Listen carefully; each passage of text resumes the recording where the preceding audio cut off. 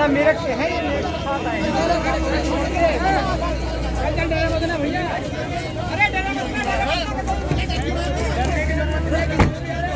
साथ आए बिल्कुल भी डर के मत ना, निकलिए मत ना।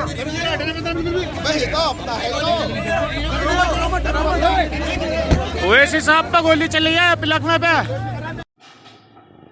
नमस्कार आदाब, मैं मोहसन मेहंदी खान। मैं इस समय गम्हरिया पे मौजूद हूँ और जैसा कि आज खबर चल रही है कि MIM के जो अध्यक्ष हैं मेन ओवैसी साहब, आज उनके ऊपर जो है हमला हो गया है गोलियों से। उनके ऊपर कहीं जा रहे थे, रास्ते में किसी टोल प्लाजा के पास उनके साथ ये घटना घटी। तो हमारे साथ मौजूद हैं MIM के जो जिला अध्यक्ष हैं सरफराज अहमद, वो हमारे साथ हैं और वो आपको बताएंगे कि जो घटना हुई है कैसी घटना हुई है, कुछ लोग गिरफ्तार हुए कि नहीं हुए, सारी जानकारी अभी हमको और आपको देंगे सरफराज साहब। तो सरफराज साहब, सबसे पहले हम जानना चाहेंगे जो हमारे दर्शक हैं उनको आप बताइए कि ओवैसी साहब के ऊपर हमला कैसे हुआ, पूरी बात आप बताइए। चूँकि मैं वहाँ तो था नहीं, जो मुझे जानकारी मिली है हमारे नेतृत्व से, जो हमारे लीडरों से, टोल प्लाज़ा को क्रॉस कर रहे थे हमारे बैरिस्टर असदुद्दीन ओवैसी साहब। 3-4 लोगों ने आकर के फायर किया है, 4 से 5 राउंड गोली चलाया है। अल्लाह का करम है, सुनने में आ रहा है, बल्कि बाइट भी हमने देखा है, वो अल्लाह अल्हम्दुलिल्लाह ठीक हैं। हम लोगों की दुआएं उनके साथ हैं।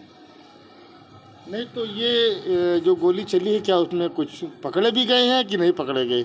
सुनने में आ रहा है पकड़े गए हैं, लेकिन एक चीज़ कहना चाहूँगा कि असद साहब जैसा सांसद रत्न सांसद है मौजूदा, सिक्योरिटी होनी चाहिए।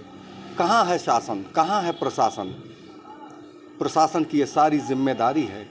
प्रशासन असफल है इस जगह पर, और अल्लाह का शुक्र है, वरना आदेश का मैं इंतज़ार फिर भी कर रहा हूँ अपने प्रदेश से कि कोई आदेश हो जाता है तो मेरा भागीदारी परिवर्तन मोर्चा इंशाल्लाह ज़बरदस्त प्रदर्शन करूँगा। फिर वो शासन प्रशासन की जिम्मेदारी है कानून व्यवस्था को।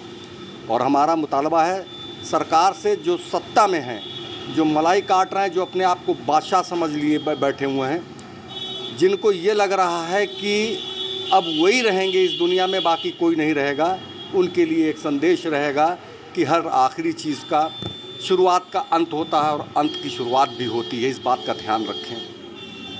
नहीं देखिए, ओवैसी साहब के साथ उनकी अपनी पर्सनल सिक्योरिटी भी होगी, क्या ऐसा कुछ है उनके साथ? मसला यहाँ पर्सनल सिक्योरिटी की नहीं रहती है, मसला यहाँ ये है कि वो सांसद हैं हमारे। गवर्नमेंट क्या कर रही है, कौन सी सुरक्षा गवर्नमेंट ने उनको दे रखा है, सवाल इस बात का है। आप पर्सनल पर क्यों बात कर रहे हैं? गवर्नमेंट ने क्या सुरक्षा दी है मेरे सांसद को? सांसद होते हुए उन्होंने कभी गवर्नमेंट से नहीं कहा कि मैं सांसद हूँ, मुझे सुरक्षा दी जाए, वो भी चुनाव के दौर में। वाह भाई, मतलब एक सांसद कहेगा, एक राष्ट्रीय पार्टी का वर्ल्ड क्लास का नेता वो कहेगा, ये कहने की बात है। तमाम लोगों को देखिए जिनको ज़रूरत ही नहीं है, उनको जो है Z+ Y+ क्या क्या तमाम तरह की सुरक्षाएं उनको उपलब्ध कराई गई हैं। सांसद मेरा कहेगा तब देंगे आप। किसका इंतज़ार आप कर रहे हैं? किसी अनहोनी का? यकीन मानिए, अल्लाह का शुक्र है कि आज मेरे असद साहब हैं, सलामत हैं, हम सब की दुआएं हैं। वरना अभी क्या होता, ये शासन प्रशासन को सबको जानकारी हो जाती। और मैं शासन से गुजारिश करूंगा, कहूंगा, ये चाहे मेरा चेतावनी हो, चाहे मेरा आग्रह हो, चाहे ये मेरा हक और अधिकार हो, सुरक्षा में चूक बर्दाश्त नहीं होगी अब दोबारा। नहीं, अब तो जो घटना उनके साथ घट गई जी, अब ये घटना जो घटी है वो तो घटनी नहीं चाहिए थी। पहली चीज़ तो अब घट गई है, तो प्रशासन तो फिर अब इलेक्शन कमीशन भी तो उनको देखेगा ना, उनकी सुरक्षा को लेकर के। बिल्कुल देखना चाहिए इलेक्शन कमीशन को, इलेक्शन कमीशन को बिल्कुल देखना चाहिए। और ये भी जान लीजिए आप कि मेरा राष्ट्रीय अध्यक्ष बहुत बड़ी पार्टी का, ऐसा नहीं है कि हमारी पार्टी अब छोटी सी है, बहुत करोड़ों लोग चाहने वाले हैं। दोस्त, एक आवाज़ पर हम जैसे सिपाही उनके जान न्यौछावर करने के तैयार हैं। नहीं, माशाल्लाह MIM का जनाधार बहुत तेज़ी से बढ़ा हुआ है। ख़ास तौर से यूपी में बढ़ा हुआ है, मैंने देखा है, क्योंकि काफ़ी खबरें चल रही हैं और लोगों की जो है वीडियोस भी आते हैं। तो मैंने देखा इन सब चीज़ों से कि ओवैसी साहब का MIM का जनाधार यूपी के अंदर बहुत तेज़ी से बढ़ा हुआ है। अब अल्लाह पाक उनको कितनी कामयाबी देता है इस बार चुनाव 2022 में, कितनी कामयाबी देता है वो तो जब वक्त आएगा, गिनती होगी तब देखा जाएगा। लेकिन अभी मसला ये है कि ओवैसी साहब के ऊपर, जो एक पार्टी के मेन लीडर होते हुए, उनके ऊपर ऐसी अप्रिय घटना घटती है, इसके बारे में आप क्या कहेंगे? ये तो बहुत ही दुखद है, अफसोसनाक है। प्रदेश की बिगड़ती हुई कानून व्यवस्था पर ये प्रश्न चिन्ह नहीं है, ये एक बदनुमा दाग है। इसको धोने में वक्त बहुत लग जाएगा। अच्छा, क्या आप लोग चाहेंगे कि उनको दोबारा से मतलब सिक्योरिटी उनको मिले? बिल्कुल, सिक्योरिटी तो चाहेंगे, मिल जाना चाहिए था, मिलना चाहिए था। अब तक नहीं मिलेगी तो नहीं मिलेगी तो इंशाल्लाह हम लोग सिक्योरिटी गार्ड बन के चलेंगे उनके साथ। अब ईंट का जवाब पत्थर से दिया जाएगा इंशाल्लाह, अगर ऐसा होता है दोबारा तो। और इसकी सारी जिम्मेदारी शासन की होगी। अच्छा, ये आप कुछ अनुमान लगा सकते हैं कि ये किसकी साजिश हो सकती है? भाई साहब, किसको नुकसान लग रहा है आपको ये बताइए। जो सो कॉल्ड सेकुलर पार्टियां हैं ये, और जो हुकूमत में हैं वो भी, चूँकि जब से भागीदारी संकल्प मोर्चा मेरा बना है तो सत्ता पक्ष और विपक्ष दोनों का जनाधार खिसक रहा है।